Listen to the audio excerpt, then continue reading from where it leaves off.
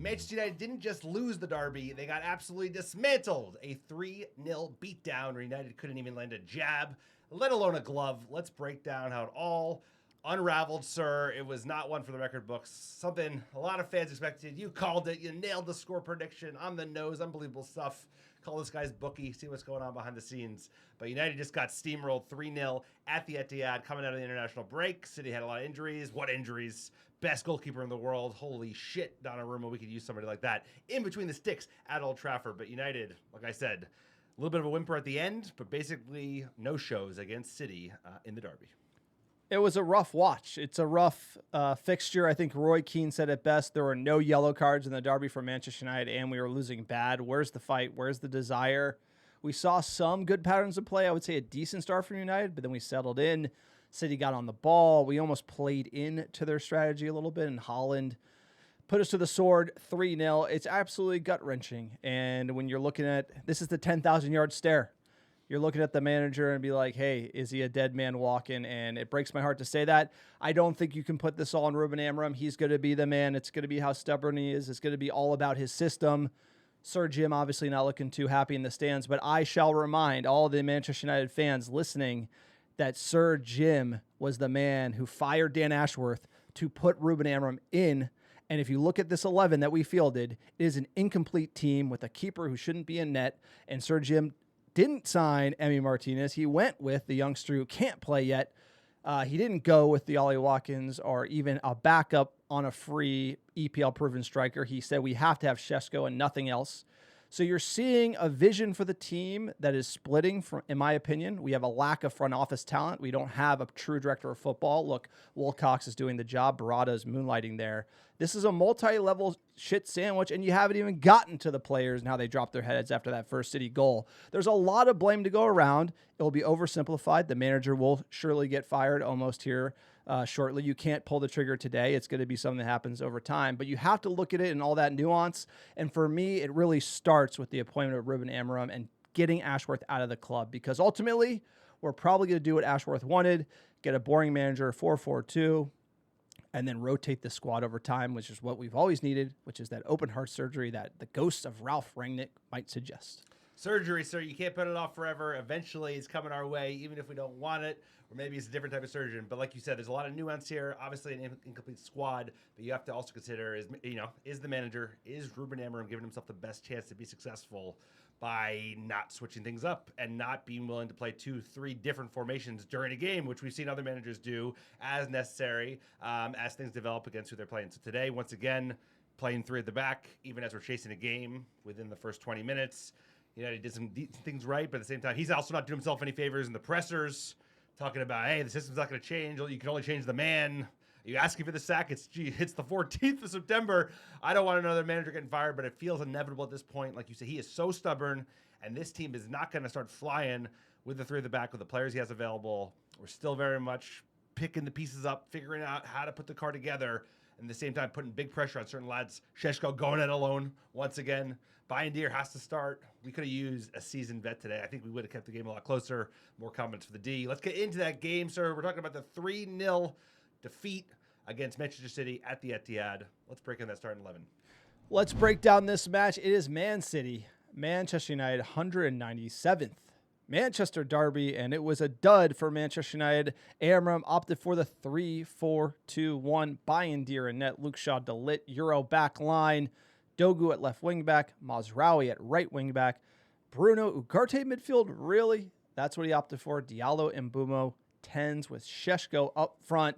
The manager departed from what we thought might work during international break with putting Bruno into the 10 with Mbeumo and maybe running Cass Ugarte, but instead he went for, or even Cass and Mano, instead he went for Bruno and Ugarte. I didn't love this from the manager. Yeah, I was hoping we'd see Kobbie. I was hoping we'd see Bruno pushed up into the front 3. I think this was a great opportunity with both Cunha and Mount injured. They've been favored. They've been playing a lot and starting, that you could push Bruno Fernandes into his best position and maybe play Ugarte and Casemiro. I was hoping for Casemiro and Kobbie in that midfield too. But either way, that's the 11. Issues immediately. You're worried about that midfield, and City came out all over United. And Haaland, he went close in the opening minute with a half chance. He scuffed just wide. You just see how potent and dangerous the big Norwegian is, even with just a glimpse of goal. This was half a chance, and he almost got it in. Look, he's the man. We have a tall Slovenian. We got the tall Norwegian on the other end of the pitch. But he got service and was involved, and even involved defensively. He was the difference maker for Manchester City. He wouldn't get the first goal, but it would be Phil Foden in the 18th minute who would net it home. Doku. Nice from Jeremy Doku. And Foden. Back with a bang. Back with a goal. It had been coming. United were so deep. We're defending with 7. In this system, we can get into the particulars, but we were just so deep with 7. There's so many people in the box here. It's a bad ricochet, but still, it's almost like we're just trying to solve our, lackadaisical defending with numbers, and you have to be switched on. City were much better at that than United. No, they're all over us. Whenever they had the ball, they poured forward with intent. They looked dangerous. And United we weren't checked on. For a game of this magnitude, we've talked about United getting up for games. They did not. Luke Shaw gets beat far too easily. And then he gets a chance to actually be there for that cross chance to Foden in the first place. But once again, he's ball watching. It's just United's defense looked the way we've looked a lot of times this season, not good enough. And we go down early and we drop our heads, sir. We drop our heads. Yeah, so the point on the players has to be made here, where Ruben Amram cannot be blamed for the fact the players dropped their heads after this goal. 24th minute, decent chance for Reinders, shot it right at Bayindir. Also, Bayindir fumbled the ball early. Haaland had almost another great chance at net, but Bayindir, for the most part, kind of settled down after that. But you're looking at Donnarumma on the other side being like, he has ice in his veins. He looked like he was ready for the task. Maybe we should pay that guy a lot of money, but we decided not to.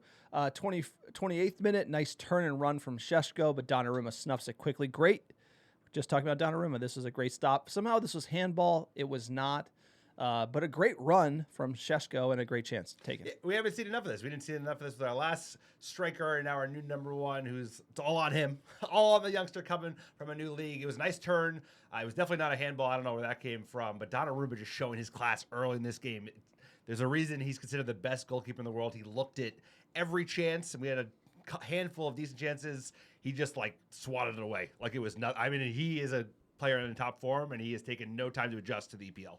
So the first half comes to a close. I think the XG tells you everything you need to know. It was 0.33 XG for City, 0.03 XG for Manchester United. So where we weren't conceding a lot to City, defending and being in that almost low block, almost playing like Burnley away, we weren't creating anything, and you're down a goal in the league. And by the way, you don't get anything for losing. So the manager had to change it. We came out second half. We did not change it. City just enjoying it in the midfield in the second half, sir. How are you feeling here?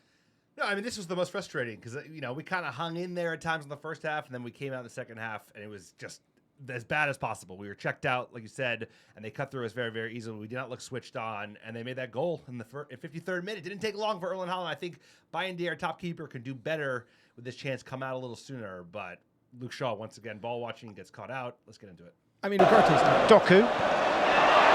Erling Haaland. 2. This tells you everything about Manchester There's a lot of bad mistakes right in there. one play. How many people? All the numbers are there. So all the defenders are there in position. Ugarte is nutmegged. Euro is shrugged off by a guy who's maybe a foot shorter than him. He puts the ball in. De Ligt and Shaw are literally playing his 2v1. Haaland, De Ligt doesn't go. Shaw does.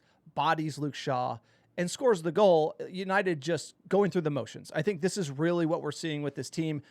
Yes, the manager and the system suck. These players also suck. Has to be said. Yes. This is shit football at the highest levels. No, it is. It's and incredible. United are soft as shit. And I hate to say it, but all these players are soft. Every single one of them on the pitch, Bruno included, they're all soft. This is how Manchester United play football. This is what we're all about. It is 2-0. Will we get that reaction?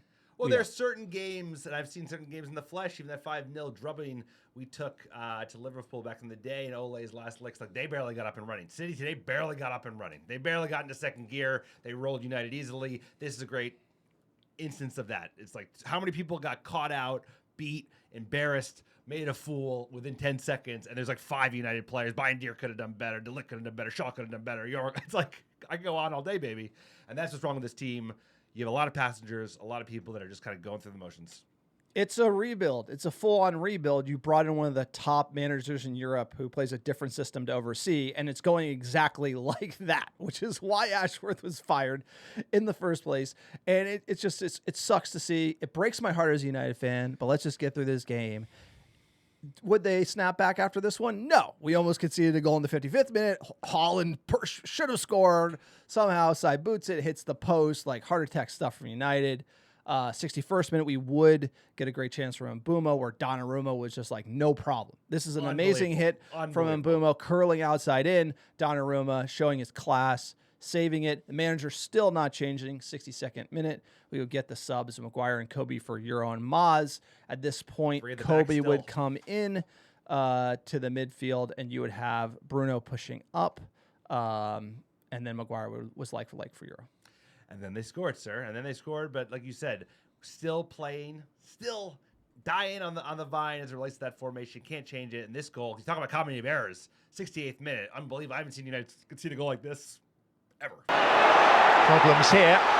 Haaland, Maguire trailing in his wake. Erling Haaland. Never really in any doubt. From the moment he was gifted the ball. That's a finish. That's a striker, sir. He's the best in the world. It's good to see it. We should just wrap up this game. Land that plane, baby. United would grow into the game after this. I felt like we kind of went for it a little bit. Also, moving Bruno into his best position opened things up for Mbeumo. Ahmad really wasn't involved early, and then you saw Bruno kind of move it up there, being more dangerous. 75th minute, another big chance for the Dutch midfielder, Reinders, but he slices it wide. 80th minute sub, Xerxes and Cass on for Sesko and Ugarte. 83rd, United had a couple of decent chances, finally waking up a little bit, but City were calm. Their defending was very resolute. You know, they defended with less numbers than United, but they looked more in control than United did when we were defending with like pretty much our whole team. 86th minute, United pushed a bit more. Dogu had a decent chance, but blasted it over. It would end 3-0. Unfortunately, this is the score I predicted. I thought we would get something. The stat sheet would show City had 13 shots to our 12, 6 on target to our 2. Much more efficient. We had more of the ball, 56%. Couldn't do anything with it. The table ends with United back in 14th place. 4 points, -3 goal difference. And the manager's win rate in the league is pretty bad. Not great. Team is struggling. And it's just really tough. XG, 1.99 for City. 1.5 to United. And I think this flatters United a bit because I think City kind of just like they knew we were not getting anywhere near it. Because even that first half where we had some chances, they were trying to get the ball to Benjamin Šeško. They cleared everything out. Haaland was clearing out chances left, right, and center. They just looked so in control that they didn't even have to get a sweat going. And that's how today felt. If they wanted to turn things on, they could have. And they're leaps and bounds ahead of where we are, from a positional standpoint, from just a squad perspective. The fact that, who was it? It was, who's the guys that were on the commentary today for Peacock? One of the two, I think it was Dixon, was like, hey, look, City's a team in rebuild. It's like, rebuild, they have the best goalkeeper in the world, the best CDM in the world, the best striker in the world. They bought him this summer. They had Haaland, they had Rodri. But the goalkeeper. They did, that was a great, great, by the way. That was a great signing, by the way. That's a great move. And United looked at keeper and today? midfielder. Unbelievable. United looked at keeper and midfielder and made the moves we made. And you're seeing it. So what are we going to do? We have a whole nother year of this? You decided to just not do anything? How is that even possible? How is it an option when you're watching this team? Where is the director of football? Where is the autonomy? It's Sir Jim. But where's it's Sir Jim's team, and this is Sir Jim's team.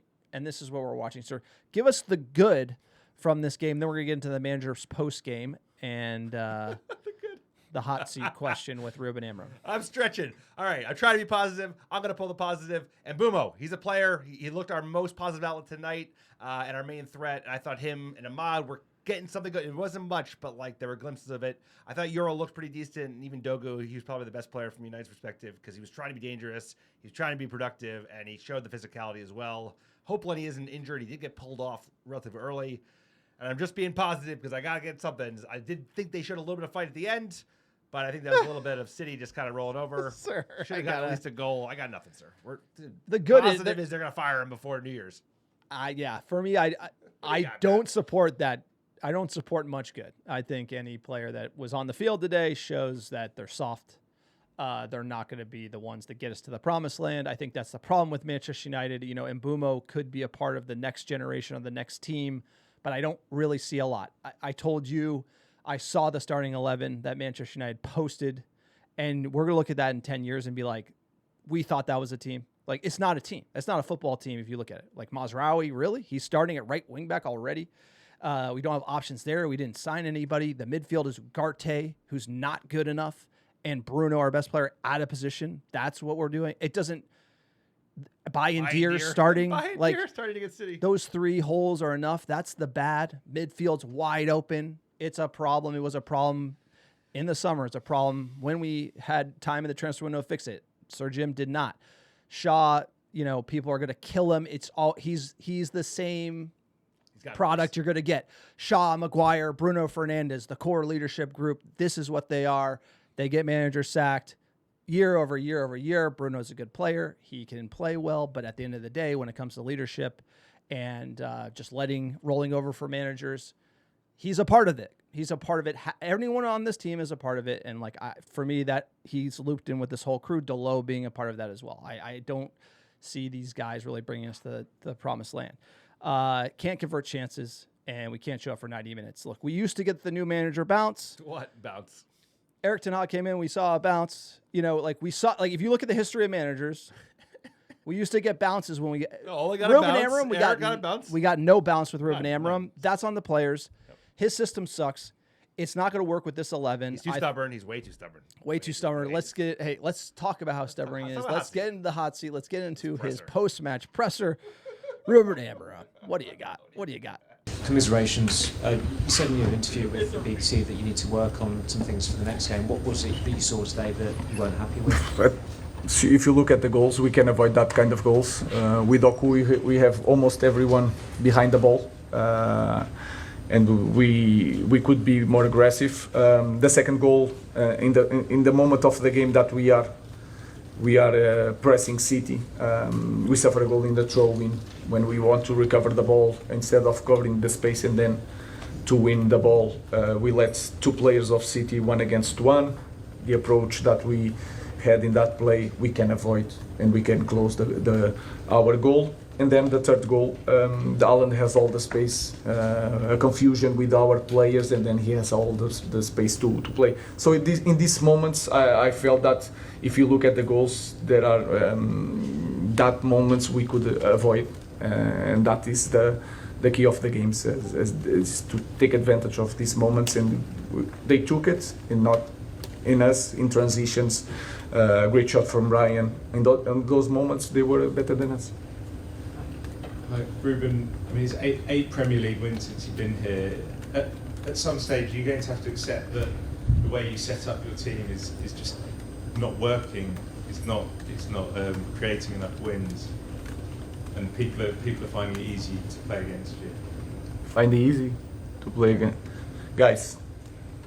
You have I understand that, and I accept. So it's not a record that you should have in Manchester United.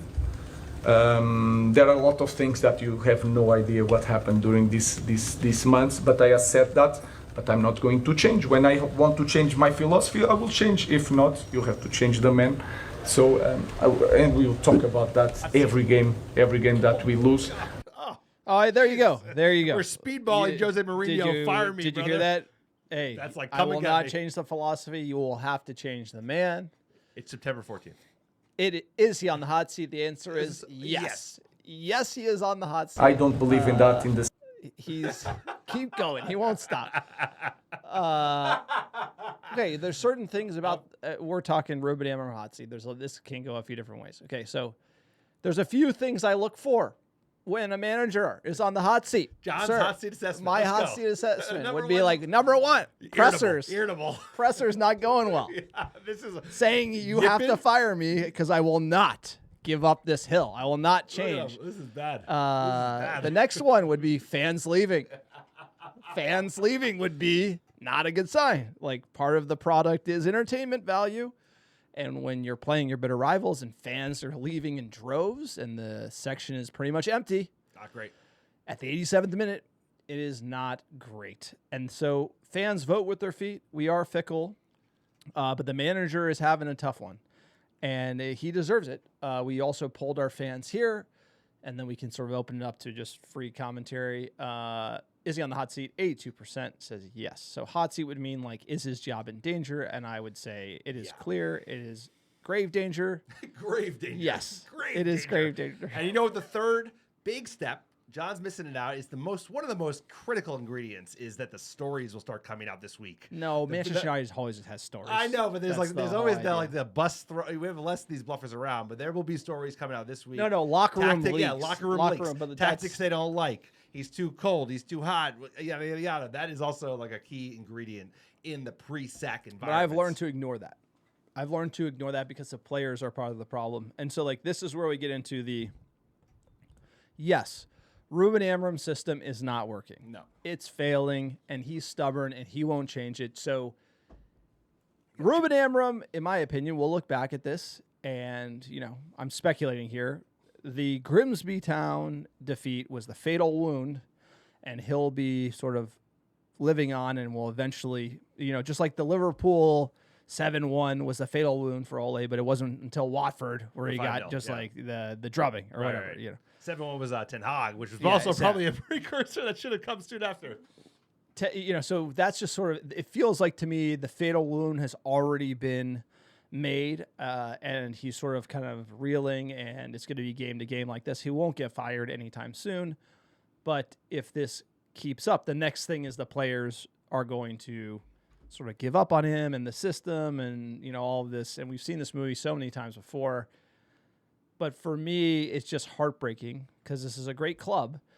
But I truly believe if you watch any storied franchise that falls into this 20 or 30-year malaise that United has, it's a disease in the building. It's like everywhere. Like, again, I'm a fan of the New York Giants. It's a great example of like a team that used to have some respectability.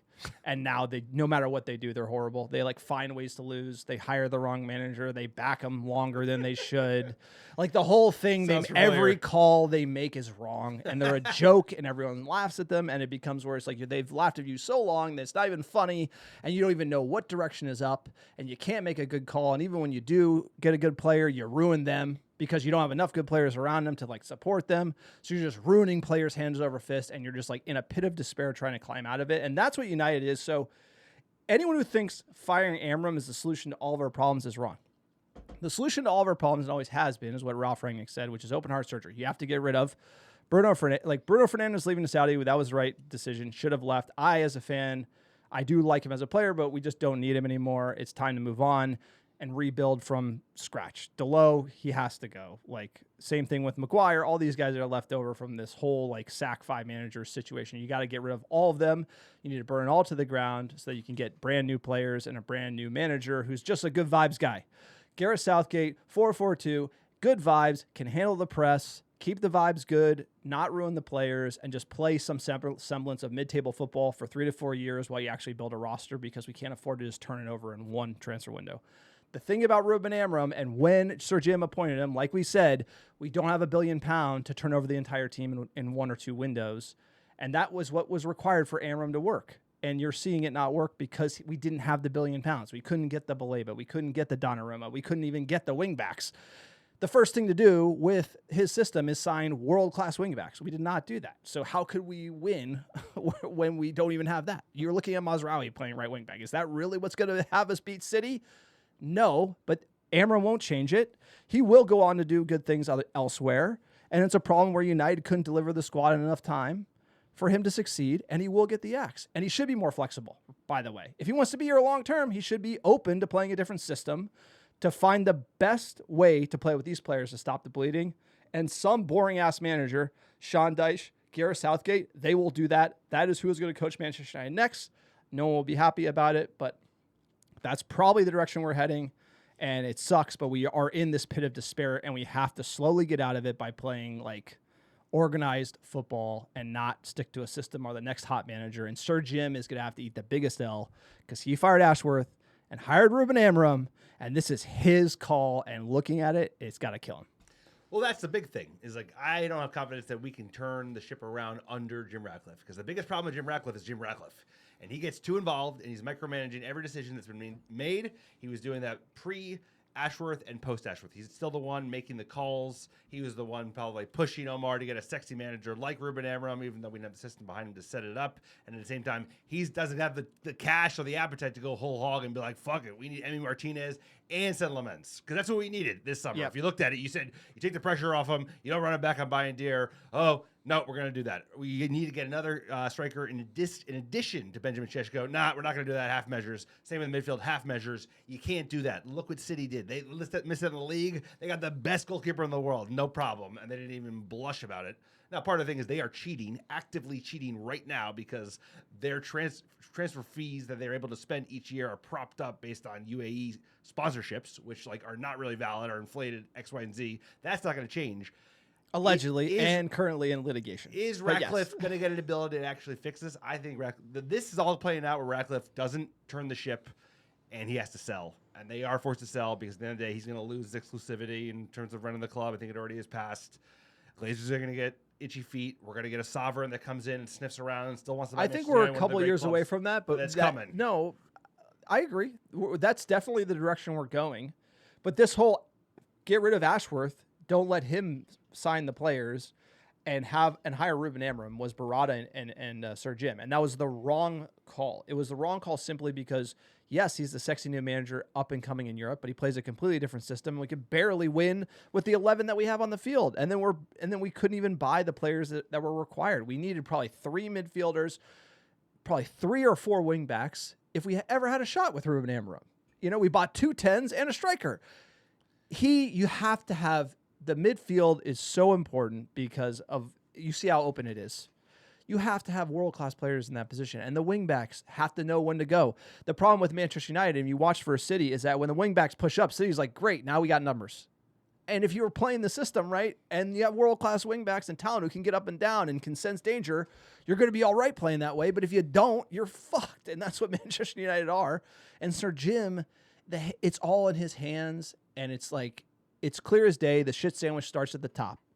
The appointment of Amram, firing Ashworth. It should have been, I hate to say it, it should have been like Southgate or Sean Dyche and 4-4-2 and get rid of everybody and bring in new guys. And it's a culture thing at United, and you have to build the culture from basically scratch. Because they went away to the Etihad. They let in 1 goal and they dropped their heads. We got no toughness. We got no fight. We got no bite. It's intangible, but Roy Keane said it. Like, you didn't have a yellow in the derby. It's like, come on. Like, that is something you have to get at Manchester United. The smartest guy in the room, the guy that was the most correct since 2013, was the Austrian that came and went, named Ralph Rangnick, and he said we needed open heart surgery, and we needed it this summer, we needed it last summer, we needed it for summers and summers, because we got 3 new starter quality players, and that's, even Šeško is still like a project to be, really, Cunha and Mbumo. Chelsea bought 10 players, 8 of which are like technically started. We needed to turn the squad. We needed to turn the squad over, and we did not. They did half measures once again. They're trying to get away with it. It will not work. We're not going to end up in Europe, and they're going to be in a position where they're going to have to fire their manager before he even hits his 1-year anniversary. I think it's the 11th or 12th of September. Excuse me, of November. There's no way he makes it in another 2 months. I think he makes it to December, but I think the writing's on the wall. And look, we're talking about this. It's painful. It sucks. Amram did not help his cause. Like, we have to get to the fact, like, stubborn. It's a complicated shit sandwich. We're breaking it down. Like, Ineos deserves the blame, but whatever. Like, Ruben Amram should be way more flexible. My indictment of him is he bottled the final. Like, the final is it. Like, that was everything. We win that final. The summer looks different. The squad he has looks different. And, like, life is results-based. And ultimately losing that final put us behind the 8 ball, and he did horrible on that final. Horrible. He did horrible. It was his to win, and the stage was too bright for him. I still think he'll do well somewhere else, but the way he talks in the pressers, it's really bad. Like, really bad. The way he won't change is really bad. The system in the EPL is really bad. We said that when we hired him. Like, I'm not sold on this. Like, why are we overcomplicating it? And I think United needs to get more simple, not make it more like, hey, you know what? We sucked for a decade. Let's win with a new system. let's hire a manager who plays a completely different way that nobody does and like win with a new system. That's a great idea. It's like system that it's like what are we doing? Only a couple of like chippy clubs in the bottom half really play with it to kind of like shake things up. We have seen it a little bit, but it's not a prominent system of teams in the elite stages of the game. And at the same time, it's one Just thing. watch the Champions It's League. first of all, when you're young, you shouldn't be. I mean, I guess young people are stubborn, and then as you're older, you get wiser, and you realize you have to have flexibility. That's what killed him. It's one thing to be like, it's gonna kill him. He hasn't even fired yet, but it's coming. We know this. American Red Devils were at 700 pods plus. We've seen this movie before, time and time again. No, it's heartbreaking. We know this. We don't want this. Nobody, it's like watching Ole, But he like is- your old he dog. is- Your he- old dog. he's- It's like the old dog. You don't want to. You're like stay. It's like he's Ole hanging same himself, thing. sir. He's hanging Yes, he's himself firing because himself. That's he fair. won't be flexible at all. I've never seen a manager once in the history of like top managers be like, I will not change it. Even in the face of true disaster, I will not face it. I will not change it. That's like, okay, you're very stubborn. Good for you. Well, that's a really funny thing because that's another sign of managers getting fired is they start changing it. Well, he Too can much. use that. He You can know use where they that. He's start not like changing it. only start going back I 3, back know, 2, I back know. 10. They Ole start was doing that's everything. like Ole was doing another that's everything. another sign of managers getting fired is when they start changing it like crazy. And Amram's just hey, you know what? When you ever see the movies and you see the captain and he's like, I'm going down with the ship, and the ship sinks in the ocean and he's gone. Like that's admirable. And then he doesn't die. He He's gets going a with the check. ship, He man. gets a check, bro. He's like Titanic. I'm Yeah. down with the ship, baby. Like that's what he's doing. He's just like, I'm going down with the ship. Salute all the way He to gets the a cold payday, ocean. bro. He gets a payday. Cold ocean blue. I don't think it's gonna be as much as Ten Hag. I think Ineos at least learned from that. All right, I think that's a good enough manager call. got a next Tough match. for ARD. We're not hammering him. We're not hammering him out. We're just calling balls and strikes. And You just this see it coming. guy. You see it coming. When things are going that bad and you refuse to change it, there's no like worldies on the bench that are going to come and save him. Like we have to win games, we have to get results, and it hasn't been good enough. But that's why we got next match. It is on to Cincinnati. Chelsea Blues, Saturday, September 20th, 9:30 a.m. Pacific, 12:30 Eastern. Chelsea have won 2. They've drawn 2 in the league. You can watch it on the USA Network on cable. It's going to be at Old Trafford. It's already our 5th game. Feels like our 100th of this season, sir. Give us our weather forecast for Manchester. It's going to be on lovely, Saturday. lovely Manchester weather, mid-60s, good chance of rain, and it should be a lovely early evening of football against Chelsea Blues. Chelsea, sir, what a big club they are. They've been around since 1905. Tell us about Chelsea as they've become known, at least before the Bully purchase. Yeah, they won their first major trophy in 1955. Weren't really that big of a club, but then obviously Abramovich bought them, the Russian oligarch, sports washing. Have you ever heard of it? This is like when it was cool before FFP. Bought tons of players, won a ton of different EPL titles in that era. Everyone knows Drogba, John Terry, Jose Mourinho brought him the first Premier League title in 2005. Some great rivalries with, obviously, Sir Alex Ferguson and Manchester United. These are the good old days that are getting older. Todd Boehly bought them out when there was a forced sale from Roman Abramovich. There's been a lot of funny FFP things that Boehly has done. He's signed these like long-term deals to like amortize them over a decade. He's bought more players than you could ever know what to do with, but it seems to be working. He is a part owner of the Dodgers, and they've kind of adopted the same philosophy with the Ohtani contract. He's brought it over Europe. Now they made rules against these types of contracts. So he's sort of doing the American ownership thing that's probably better than we've seen with United, where he's doing everything he can possible to sign talent with every single dollar and making the money even go farther. They just recently got charged with 74 breaches of last FFP. The issue with this is different because Bullies basically bought the club, and then they've self-admitted that all this stuff happened between 2009 and 2022 under Abramovich. So they're sort of like saying, hey, this isn't us, but we're coming hat in hand to you to tell you that, obviously the Russian billionaire wasn't straight up with a straight and arrow. Like, who could have thought that? But that's basically the idea. It's not 115 breaches, but it is a lot. The FA says the club, Chelsea, has demonstrated unprecedented transparency during this process, including giving comprehensive access to the club's files and historical data. We will continue working collaboratively with the FA to conclude this matter as swiftly as possible. So Chelsea sort of turning themselves in based on the prior crimes FFP crimes of the Russian billionaire, and it has to do with agent payoffs, intermediaries, etc. So Chelsea obviously wasn't clean, but interesting tack with a team turning themselves in, where City's saying nothing to see here and getting charged and fighting it in court.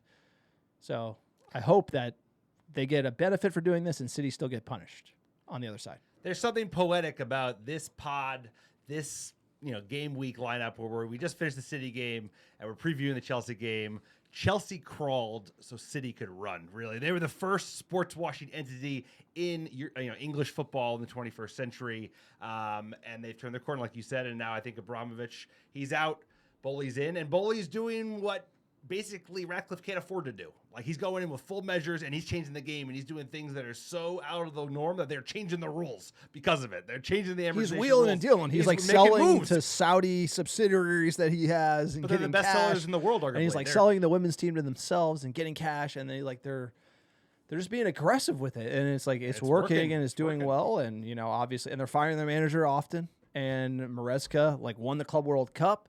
United needs something, so tell us about Enzo Maresca, sir. 45-year-old Italian, Maresca. He was a former midfielder at Juventus, Sevilla, and West Brom, and he cut his coaching teeth with City's academy as assistant under Pep before winning the championship with Leicester in the 23-24 season. He came in after they won the championship that year. Like you said, turnover quick. They like to play the 4-3-3 or the 3-2-2-3. Maresca likes to use inverted fullbacks to create central overloads while wide wingers stretch the back line. He's obsessed about control, likes to build from the back methodically, aiming to dominate possession and squeeze opponents deeper. Very aggressive in the press. They like a front five triggering presses on backward passes. And reliant on wide creation. That's why with winger, of course, Alejandro Garnacho made the move. They needed more attacking depth there. So they used the wingers and the fullbacks to deliver most of their chance creation. They are susceptible to counters, but they're playing very good football. They finished in 4th place last year. They won the Conference League as well as Europa Conference League as well as the Club World Cup against PSG. So things are turning a corner. Chelsea FC. OG rivalry for me as a United fan, becoming a red in the early 2000s. They were the big rivalry, just as Arsenal were kind of going away. It was the Chelsea rivalry that really first team I hated was Chelsea. Yeah, So, Jose Mourinho, Sir Alex Ferguson. It was great. It was Lampard. you love to hate Chelsea, but I don't like how all these teams that have sort of gone down or back, like Arsenal going down, having their embarrassing spell, getting back up. Chelsea as well. Their commitment to signing just insanely young players and talent, and then firing managers quickly. Like Pochettino getting fired, right call. Like looking at that one, that was the right call. Sticking with Erik ten Hag and giving him another $200 million, wrong call. Like, I just feel like we're you can look at Chelsea, you can look around the league, and you can be like, hey, we need to sign more players. We probably need to let managers go faster. How fast do they fire fucking Graham Potter, bro? They fire No, him, but that's so fast. United. We have this thing where we think everyone's going to be the next Sir Alex Ferguson. And I think you need to fire guys fast until you find the next Sir Alex Ferguson. And ultimately, we're not doing a good job at finding the next one. So it's almost like the faster we could get there, the better. But we keep just this idyllic vision of manager backing and muppetry that just hasn't really served us. Lifetimes against Chelsea, we've won 83, drawn 57, lost 57. We still own them despite the horrible spell recently. Last 5, last 3 we lost 2, drawn 1, and then we won the 2 in 2023. So 1-2, lost 2, and drawn 1 in the last 5. Last time we played them, May of last year, we lost 1-0 in the Premier League. Summer sightings, they got Garnacho for $40 million, not the worst price. Did come on as a sub. But yeah, they got Delap. They beat us to Delap. That was another one. They did a wheel and deal, get rid of João Felix. That's probably another notable out the door. A lot of young players coming in. João Pedro has been kind of an instant success coming from Brighton. Estavo from Palmeiras is a player. He's looked very dangerous. Garnacho had an impact in their draw over the weekend as well. And their player to watch is the one and only Iceman himself. Woo! Ice cold Cole Palmer. What a player.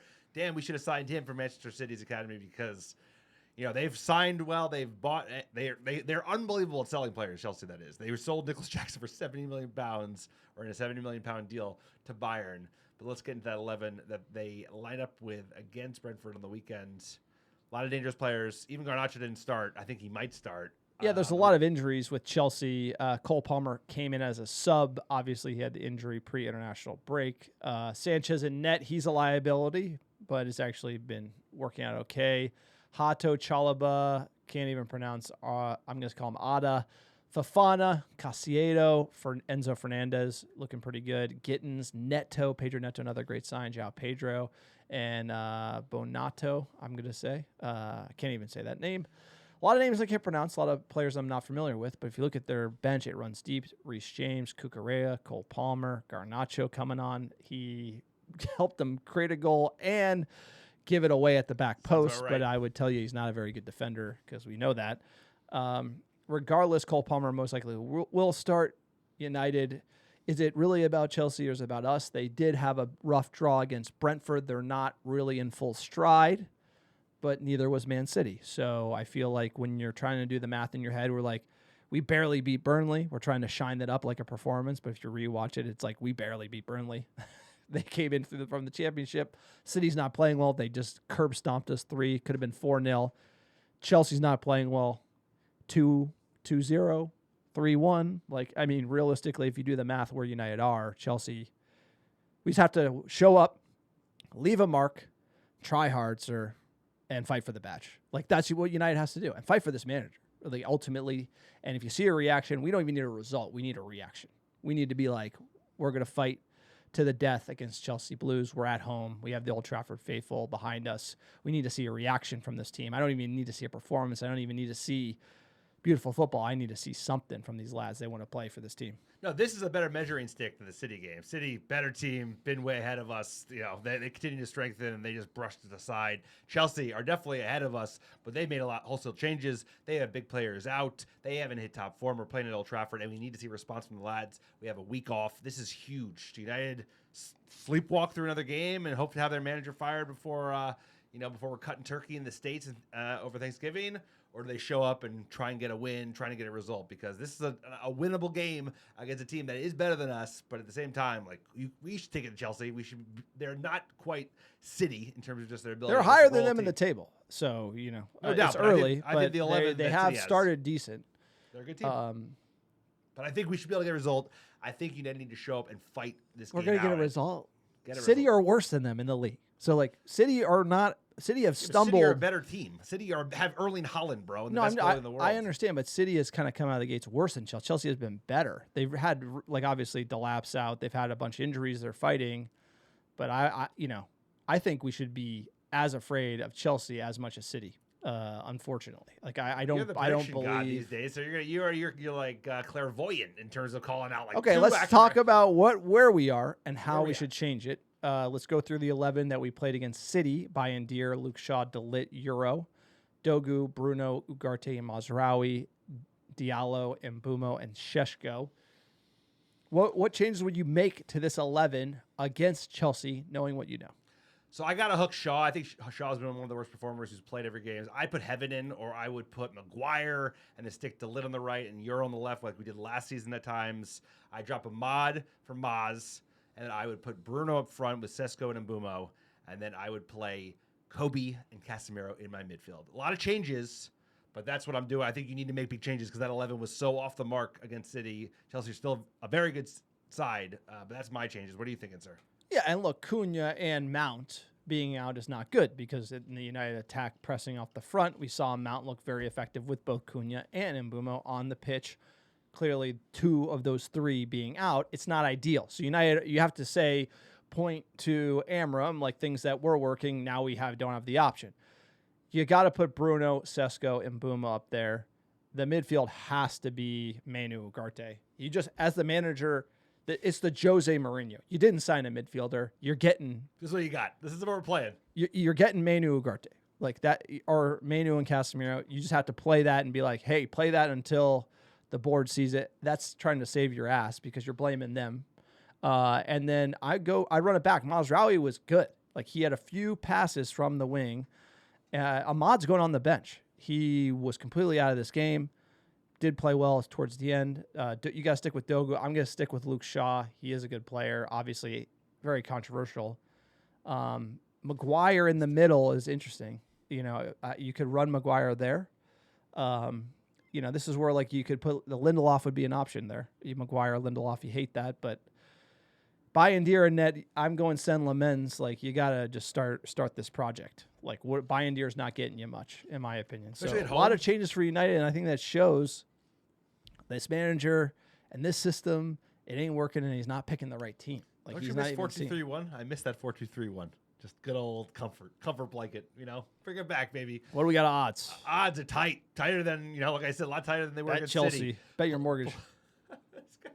This is America Red Devil, Manchester United pod. Remind folks, Manchester United plus 170 at home, plus 250 for the draw, and plus 145 for Chelsea. So slight edge.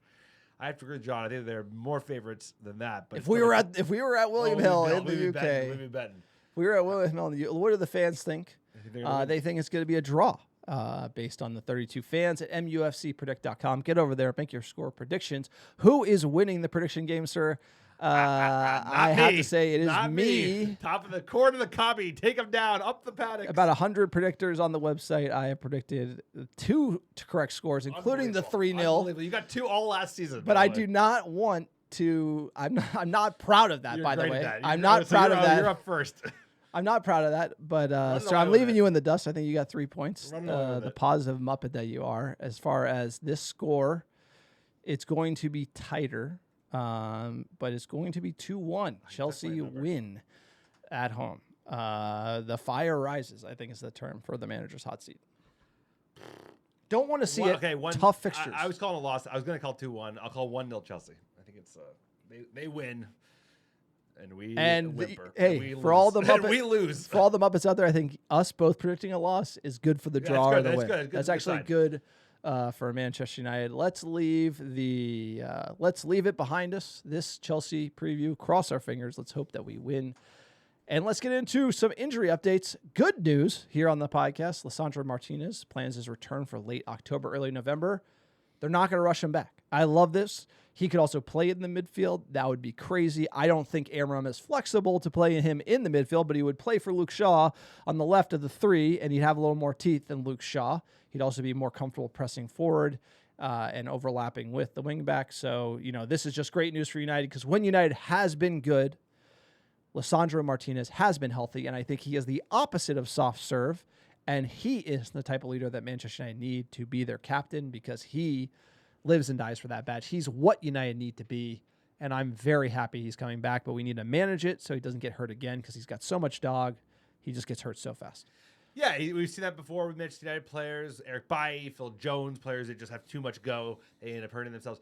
Lisandro Martinez would be one of the best signings we've made in the last decade if he hadn't had 2 huge injuries already in a very short tenure at Manchester United. He is 1 away from being a bust. You get a 3rd one, it's over. He's not a bust. Wish it would have gone the other way. And by the way, I wouldn't lump Phil Jones in with Martinez. If he gets another injury, he's had 2 injuries. It's not a bust. It's like he's a good player. He just has injury problems. That's a big issue, sir, because Phil Jones is actually a pretty good player before he got injury after injury. I could debate that on another podcast. Martinez is a great player.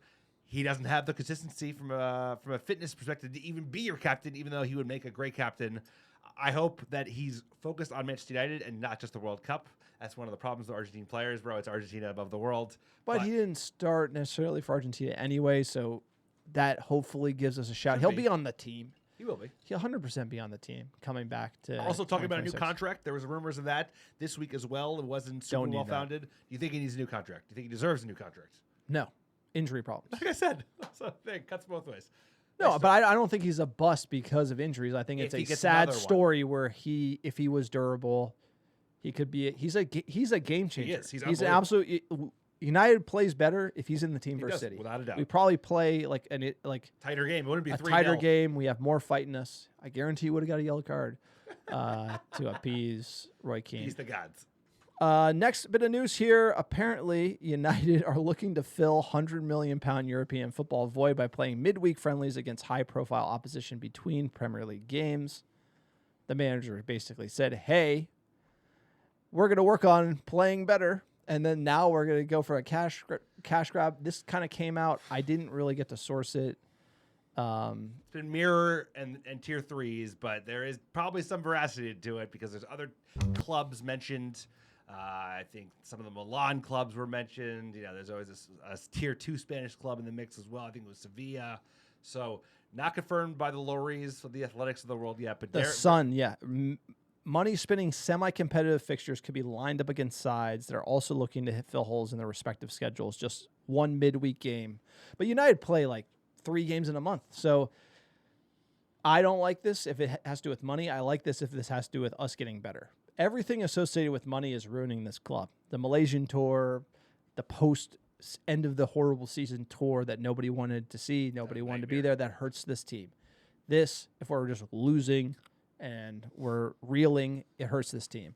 So ultimately, I hate this. This is like the worst news you could ever get. This is Sir Jim up to it again. And by the way, that new stadium, that great design, nobody's going to pay for that. And poof, up in smoke. So another just smoke and mirrors thing.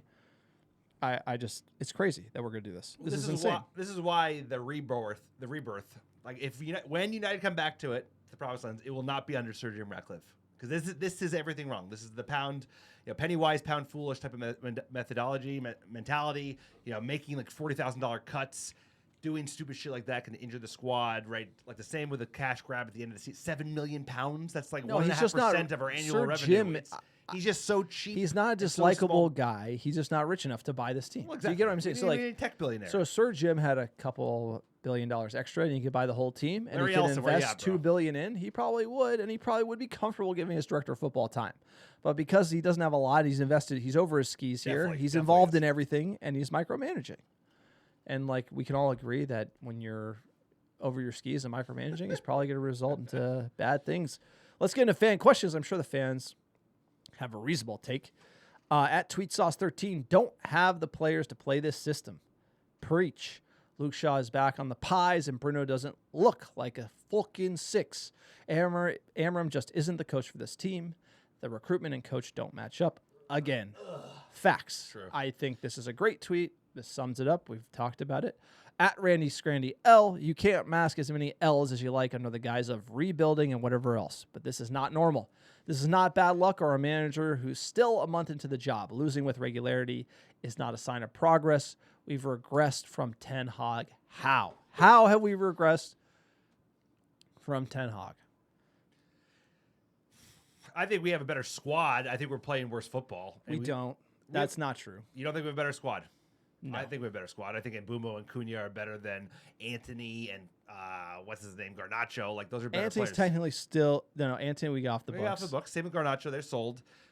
I don't think Šeško, Garnacho's bad, but I don't think he's bad either. But I'm saying like on the marginal gains, we're a little bit better. But that being said, Ten Hag would win some of these games. He would throw things out the window. He would try stuff and try stuff and try stuff. no, we have regressed from Ten Hag. have. I'm saying that the squad is not. The squad is. I think we're treading water at best because we're just putting good parts in with shit parts, and Ten Hag just added a lot of shit parts with some good parts. Like Martinez being a good part, but there's just too much. Like you can never dig out of this hole. We're just in the muck and the mire, and we're never getting out of it. So I do think we've regressed from Ten Hag because Sir Jim Ratcliffe fired Dan Ashworth, who wanted a yes man, boring manager who would play 4-4-2 and let us rebuild the team over 3 years. That's why we are worse. It's culturally worse. Everything's worse because you know why Ruben Amram's Ten Hag was a hardo. Players didn't like it. Ruben Amram's even harder. And like when you go that route, then you need results. And if you don't have results, you can't be a hardo. And so you're just kind of digging the ditch even deeper. You're like falling out with more players. Like Mainu is a great example of just like hardo Amram just falling out with more players, and Ten Hag already fell out with so many players. It's just like Who decided to keep Ten Hag? Who decided to hire Amram in the first place? Who decided to fire Dan Ashworth in the first place? Who decided to give a new manager in a league no attacking options after you loaned out all these players? Who decided to just have one striker? After you bring in Šeško, you get rid of Haaland for some reason. You get rid of Onana, you bring in Justin Lament. Like half measures. We're doing half measures, and Sir Jim Ratcliffe involved in everything. That is why this will not work. That is why we are failing. Is Sir Jim Ratcliffe hasn't gone all the way, and he can't step back and let his team fucking work. Some people like him, by the way. That's why I'm kind of trying. I see it clearly that like give me a decision he's made other than like redoing Carrington on the cheap for serious. Like you needed to buy a whole new facility, redo it properly. But like he redid Carrington, but like every other decision, he's cut fat, but the decisions he's made, like the big ones would be hiring Ashworth, firing him, and then his first big decision, the number one decision he made, was appointing Ruben Amram. And Ruben Amram played a whole nother system, and the team was already incomplete. And we're just like it's one step forward, 3 steps back. If we keep doing the win now strategy, we're always going to be losing. United need to completely break the wheel and just be like, no, we're a mid-table team. We got to act like it. We need to hire a mid-table EPL experienced manager, and we need to just make like punchy, boring signings. And United need to get boring, and then you could build a base, and then you can sign a Šeško. Once you're like passing the ball to some like journeyman like Callum Wilson, and you can actually create chances with Callum Wilson, then you can put in a Šeško. But right now we can't even do that. He's rushing it. He wants to still have the Ferrari and the house in Monaco. We need to build the base. We need to build the foundation and make it boring. And instead, he's like, I want the glam, the high glam, like big deal, up and coming coach. I'm going the big profile players, but I'm not keeping the backfill. It's too much red meat. It's like just like the Glazers and Arnold and Woodward. It was all just the sexy signings, sexy manager appointments. They just never worked. Attai Kircher, can we go back to international break? I don't know how many performances I've described as embarrassing and pathetic, but here's another. I don't even know what to say anymore. It's the same crap play over and over. I'm beginning to feel empty and emotionless watching this club. Put that on a shirt. Don't say it. Put that on a shirt. Like, hey. No, we're back come for the where we history. started. We're like, think of how rough. Think of if we haven't bottomed yet. No, we have not. And the problem is, if you look back at it and you're thinking about LVG was like, if you think back to LVG and you can get there, you're like, okay, it was boring. He was passing the ball. And like over a year, finally they started looking good. And they're like, okay, United shouldn't play this way, sack him. But we weren't bad. We were like 5th, winning the FA Cup. You know, like the football was a style we didn't like, but we weren't this bad is like, we can't even play. We can't even get the players up for it. Then Ole got the players up for it. And then watching him kind of fade away sucked. And then we sacked him. And then Rangnick was even more toxic. And then we got Erik ten Hag, and he started gaslighting everybody. And then it got even more toxic where Ineos had to fire him, and they didn't. And then they brought in Amram, and it went horrible. And then Amram's pretty much ruined because of the mid-season appointment. And so this has just gotten so... This is all... You could go all the way... You can go all the way back. And it's just like a single line down all the way to where we are today. And you need to break the wheel. You have to break the wheel. You need, like Sean Dyche. I'm calling out for Sean Dyche. Just like make him run. Make him tough. Yeah, how much they love that. Run and be tough. And guess what? Get rid of all of them. And get boring English players who will run and be tough. You gotta get rid of them. Fine, if you have 11, 21-year-olds who are willing to run and be tough, we will be better than we were today. We might lose by the same margin, but we would be better. We might... it's going to be bad, but we would be better. He's not going to settle it. The thing is, Ratcliffe is too stubborn. We talk about stubborn guys. Ruben Amram, he's a stubborn coach. Somebody's going to meet. But Ratcliffe, like, he thinks he knows everything. He thinks he knows better. He's reaching in half measures. This is going one way. This is going to sail the next couple of years. There'll be another manager in the next couple of months. Rinse and repeat. But like until you get the Glazers out, them all bought out, full sovereign. It's either going to be a private equity, some really rich tech guy out of the States, or sovereign from the Middle East. That's what the future looks like. It's going to be in a year, 2 years, 5 years, but like Sir Jim and Ineos, they ain't figuring it out, bro. Their record as it relates to sporting projects is not immaculate. It's not, and they don't have the cash, the runway, or the time to iterate enough to get this right, and they're gonna run out of time. Dude, they have the cycling guy running the team for a year, and they're like, "Duh, this is not great." Yes. So at United Score, sirs, if you're Ineos, do you double down on this Amram bet, or do you cut bait and get a director of football? So do you double down on Amram, who could be considered Ferguson 2.0, or do you cut bait and get a director of football? For me, look, the Amram I think people think the manager decision is a way overblown. Amram in, Amram out. Amram is going to sack himself. He sounded like it today. I mean, that presser was damn. Watch the Grimsby Town presser. That is a manager basically like questioning why he's there. Yeah. Then today, it's the same exact thing. You want me to change my system?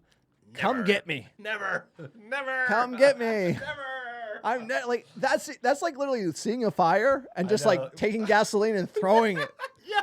Because it's like he should be like, maybe I should. And then that could be like giving him a lifeline. He's like, no way. He either changes the man or changes the... I would argue that's if he's going to say, I'm never changing my system, and Chelsea goes horrible, Ineos don't have a choice. They don't have a choice if your manager's going to say shit like that in the press and be like, I saw how bad we were. I'm doubling down. I love this shit. Like, fuck it. Like, I'm going to lose big. You gotta fire him. We're going to lose as much as it takes. Like, you're like, what the fuck, bro? Like, They have this thing called relegation. We could be in trouble, like, dude. what are you doing? Like, you have to eventually, like, sack him because it's that bad.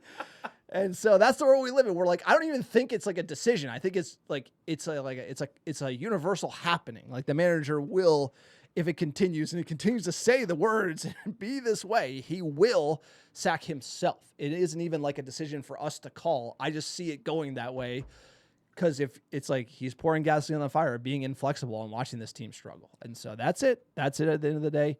So I think that's the pod. Final word from Alex. No, Ruben Amram speedballing like 11th hour Jose Mourinho. He's just doing like a version of what he did at the end, but just being like, what are you going to do? Fire me? No, he's like, come and take it. Come and take it. What's that gift? Like, what are you going to do? Stab me? Says man who got stabbed. Like, what are you going to do? Like, he wants to leave. This place is a mess. What did he say today? He's like, you didn't even know what's going on behind the scenes. Like, what? I didn't see that. What? At a certain point, you got to get off the socials. Touch grass, everybody. Yeah, exactly. Manchester United, hell of a club, hell of a podcast. We will. Maybe not. We'll watch the ship go down. I'm not going to go down with the ship.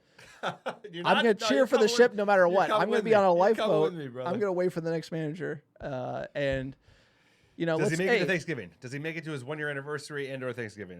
I think so. I think this will be a December type of situation. I think this is look, Chelsea could be a reaction. We remember what. Also, the thing with Tenago is so hard to fire him because the players would. They would. These players are such bluffers. Like, again, you have to say Ineos bad calls. Amram's it's a horrible system, and it's not working, and he's horrible. Right? Like, everyone's making, and then the players, they bluff until the last possible second where the manager's surely getting the axe, and then they show up. Like, they're like the worst culture. I know. Where they they literally just wait, and then the manager surely is getting sacked, and then they have a game, and they save him for a game. You know, it's like I feel like we're due for that. We're going to go through that. Yeah, Chelsea will show up, get a result. We're due for a little bit of that. I wish it could be as simple as like everyone show up and we completely make a turn. It does not look like that. That can still happen. The manager can save his job, but for right now, the direction, the comments in the press, it does point to one thing. I don't want that to happen. I want it to work out with Ruben Amram. No one gets into a relationship like this and wants it to explode in your face, have everybody. It's an embarrassing situation as United fans, like losing like that in the derby where you don't even think you have a shot and you get absolutely just cooked with your friends and they don't even text you anything, sir. But that's it. That's the pod. On to Chelsea. Everybody, get ready to turn the other cheek. Back. Let's go. We're due for a bounce back. Give us our top 10 cities, sir. Last 7 days. This pod. We've been through it. Thank you. Thank you for everyone who supports us in these dark days. We will be back. America Devils will be with you when we return to the promised land. But almost a decade. Almost a decade. We might have another decade. Were we 8 years in? We're 8 years into this. We got another 8 years to turn the corner. Trust me, Ineos, the Glazers, I don't think they'll be the part of that. They will not be even partial owners when we lift number 21. Let's get into top 10 cities, last 7 days, like you said. Appreciate all the American Devils listening around the world. Number 1, how you doing? How you doing? Chicago, Illinois, Los Angeles, California, Dublin, Ireland, Oslo, Norway, New York, Brooklyn, New York, Charlotte, North Carolina, Atlanta, Georgia, Dallas, Texas, and last but not least, Melbourne, Australia. Appreciate all the American Devils listening week in, week out. We got a big game next weekend. Chelsea Blues. Love to batter him. Could use a result. Love to see Maresca. Hey, support the pod. We need it. Like we're not giving up. We keep going. Support the pod at americadevils.store. Check out our newsletter. It's free. We give you the top stories in your inbox. americadevils.com/newsletter. We will be back. It's just tough to see another season already go sideways. 4 games. I thought we would last more than 4 games. Quickest 4 one yet. games. 4 games in, baby. Pain train. Hello. Let's sing it.